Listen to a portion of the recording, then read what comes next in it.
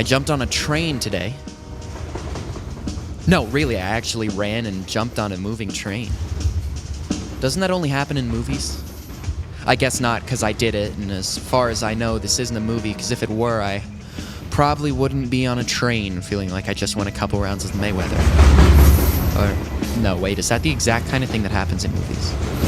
Well, it felt pretty real. I mean, it felt more like I was gonna crap myself if I didn't make the train, but still, it felt real. Then again, I would be lying if I said there wasn't that little bit of freedom. You know, like at one point it wasn't really up to me whether or not I jumped before the end of the platform, and either way, there was this really special moment when I was running just for the sake of running, but regardless, when I did get on the train, my heart was beating like hell, I was having a mild asthma attack, and I might have peed a little. So, camera rolling.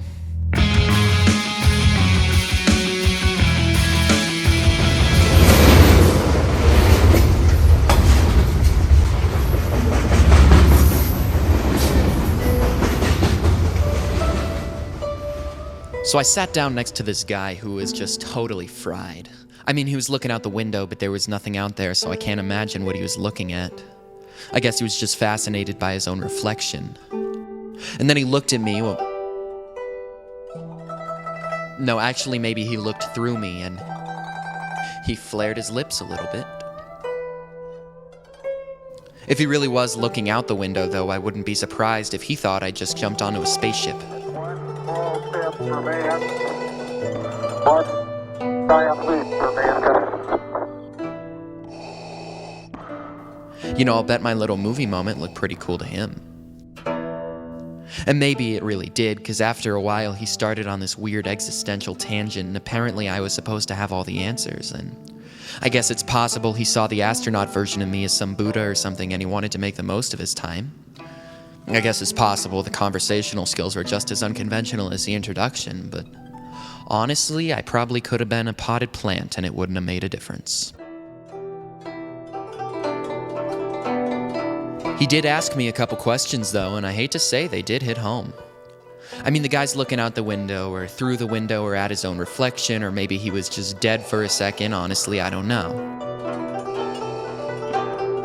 Anyway, he turns to me and he asked me how I knew we were moving. Well, I figured I'd just run to catch this exact moving train, so there is the first bit of evidence, but really he had a point. See, we were moving so fast, all I really knew was that I would get off in a different place than where I got on, but he asked me to prove that we were staying still and that everything else around us was moving. And obviously I couldn't, but there was really no way I could prove the opposite without jumping in the opposite direction, and as weird as my day was, I was not up for jumping off a train to prove a point to a stoner. We just sat in silence after that, and I guess I had to accept that either version was possible.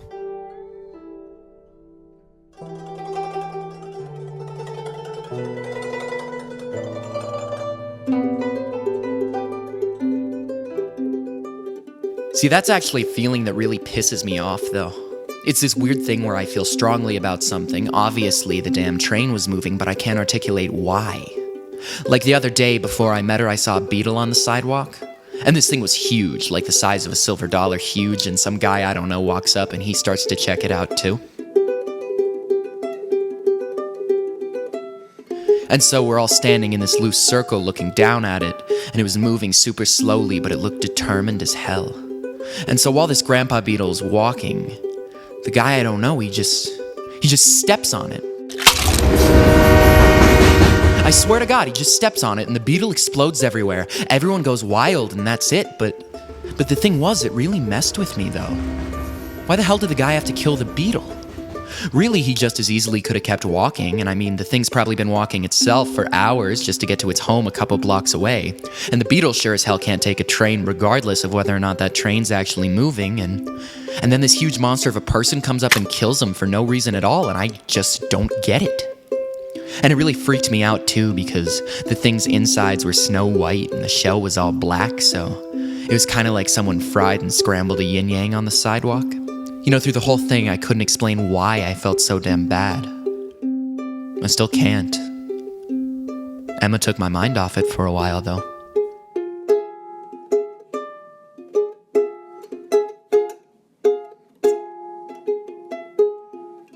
See, the beetle thing reminded me of her just now, so I guess in a way they're connected. No, I mean, Emma wasn't actually like Grandpa Beetle. She didn't get killed or anything, and if she did, I would have done a lot more than randomly hopping on a train at 1 a.m. You know, there's this place on a stairwell in the hotel where we used to meet that really reminds me of her, too.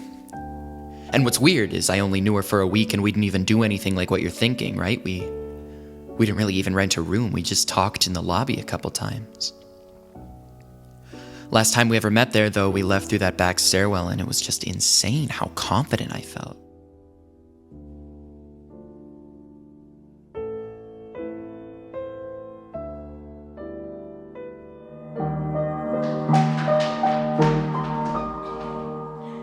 Like I stopped her at a curve in the stairs and I grabbed her hand and I told her she was beautiful. We both liked that. She really was beautiful, too. Yesterday, when Jeff and I met for coffee in the hotel, I left through that back stairwell again, and I wasn't thinking about Emma for the first time in a while, but I got to that curve in the stairs, and I swear to God it was surreal.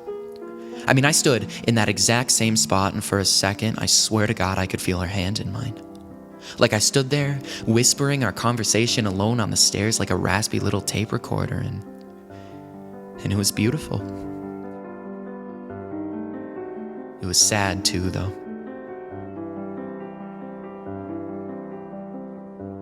She wouldn't have crushed that beetle. You know, maybe it's weird how much I thought about her recently, but she reminds me of a lot of things, or I don't know, maybe a lot of things remind me of her. Like before that guy even made me think of the beetle, I was thinking about Emma. My little movie moment. Yeah, Emma felt pretty damn real, too.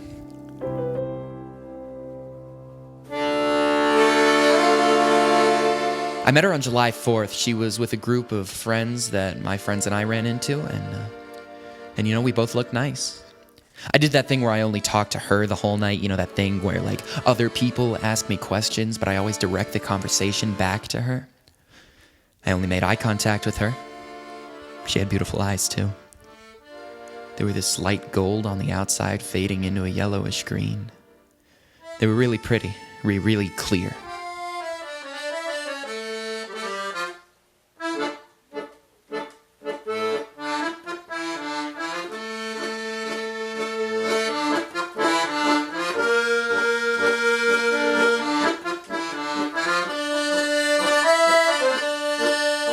And see, you know, my theory is if this were a movie, we would have kissed that night, right? Like, I mean, isn't that just too damn perfect? Think about it. There's this beautiful, patriotic music booming through the park. There's a gorgeous lake somewhere out there, and fireworks are just exploding everywhere. The light, it bounces off the water, making us these two perfect silhouettes in the night, and there's people around, but we're alone. It's just us two, these black shapes outlined in electric prisms watching as the clouds catch fire, and then, maybe with a nice low angle, the two silhouettes drift together. And then they merge at the top, ever so slightly linking, and the colors around them intensify. Maybe some Bob Dylan fades in afterwards.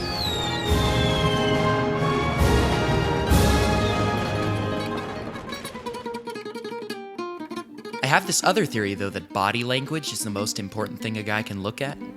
So I sat next to her on the hill overlooking the lakeway out there, and she laughed at almost every single one of my crappy jokes, and I mean, these jokes were so damn bad, there was no way she didn't like me. And I liked her too. She was beautiful. Anyway, we're sitting next to each other on the grass, and I cross my legs specifically so they're sort of open to her. And I don't know, maybe subconsciously these things do kind of work, because sure enough, she does the same, and so we're sitting there, and the fireworks are about to start, and we're both making a sort of greater than symbol with our legs facing each other. So, camera rolling.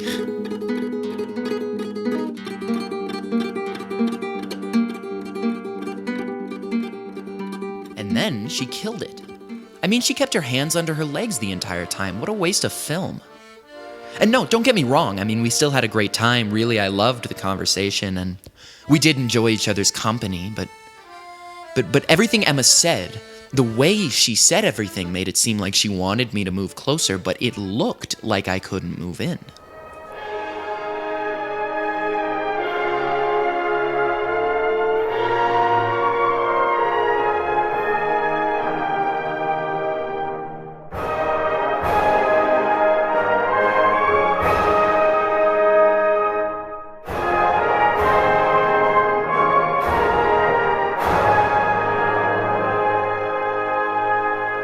Now, normally I'd be fine with that, but I'm telling you, she was amazing.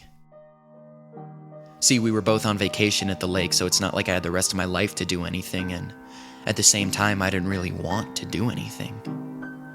When we met before the fireworks, the first thing I told her was that I liked her eyes, and she said thank you in the most genuine way I'd ever heard anyone say thank you.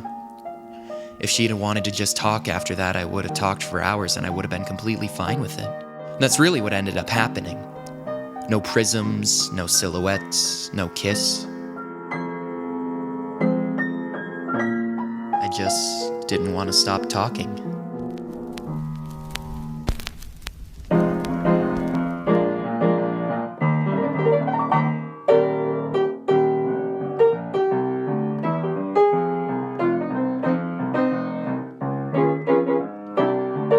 The next night, Jeff and I met Emma and her friends in the lobby.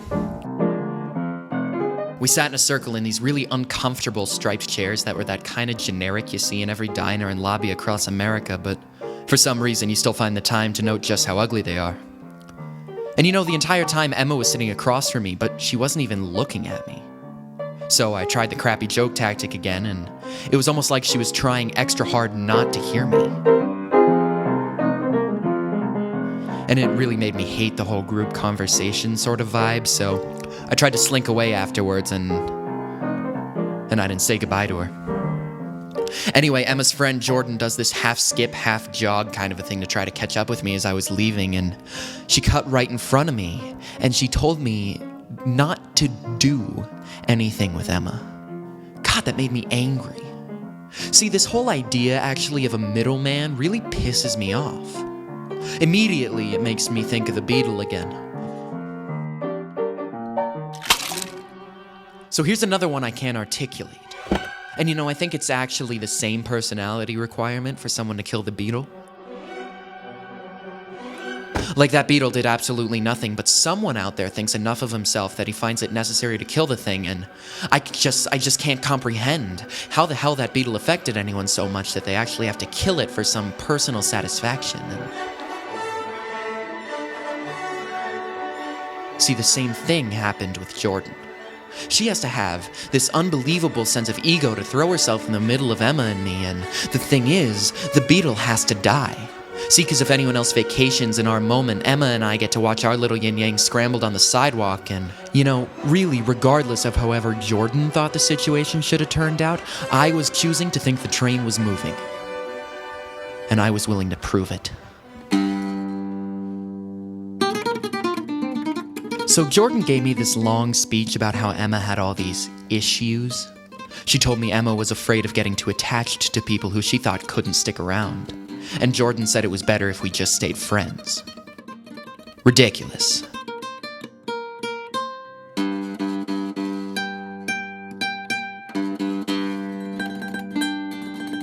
See, I wrote it off, figuring if Jordan was willing to throw herself in the middle of it, she was probably just angry that I didn't compliment her eyes in the first place. And, you know, she probably convinced Emma that I wasn't worth it. Unbelievable. And, you know, I also figured she was full of it because this isn't a damn movie.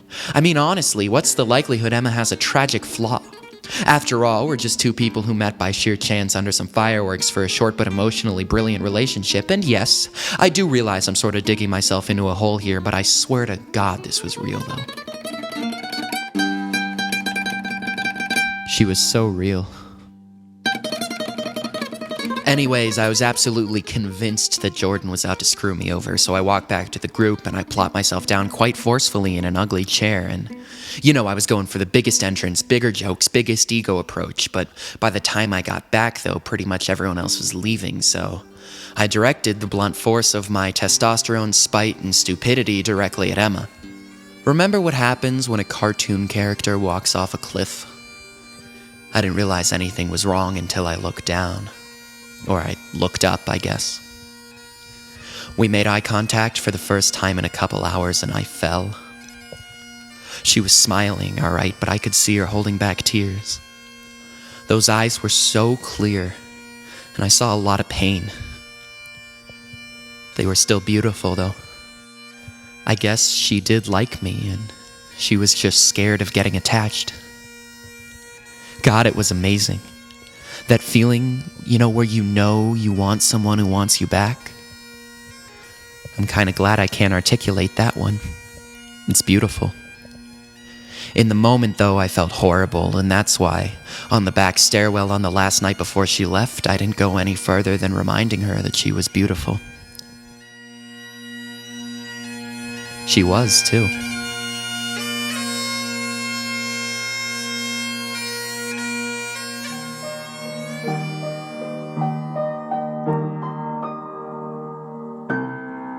I thought that night on the stairs was the last time I would ever see Emma. The last time I would have the pleasure of hearing her laugh at the worst jokes imaginable, and I was okay with that. I would have been okay with just talking. The next morning, though, I figured it would probably be nicer to think about her over a breakfast crepe than it would be to sit in my bed and replay the past like a pathetic little tape recorder. It was really nice and warm by the time I finished eating. Everything normally green was a kind of sweet yellow, and everything normally blue got a little bit lighter. It was that really amazing time of day where no one's still groggy from waking up, but no one's getting tired of the afternoon either. When I was walking back, I felt like that damn falling cartoon character again.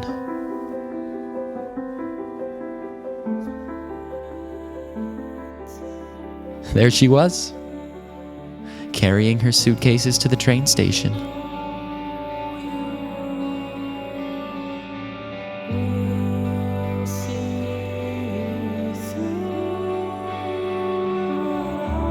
Unbelievable.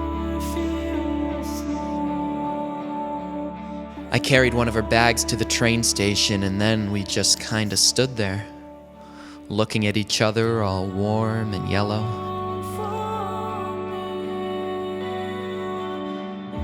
She hugged me for a really long time, and she told me how amazing it was to have met.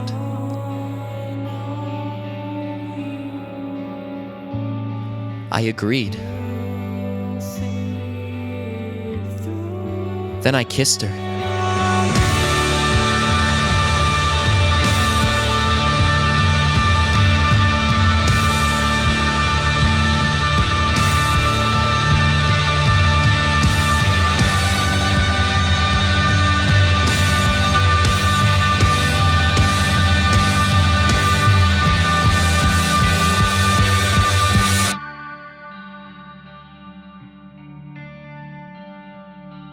I looked into those absolutely beautiful eyes for the last time, and maybe Bob Dylan should have faded in, but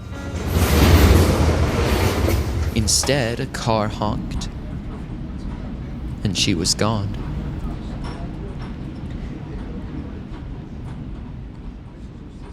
Maybe that beetle died because everyone's story ends as it should. Maybe I got on the next train after her because there's just nothing else I can do.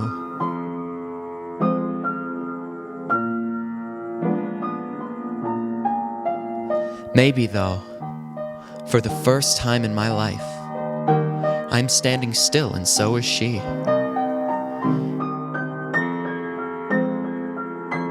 And everything else is just moving too fast for me to tell the difference.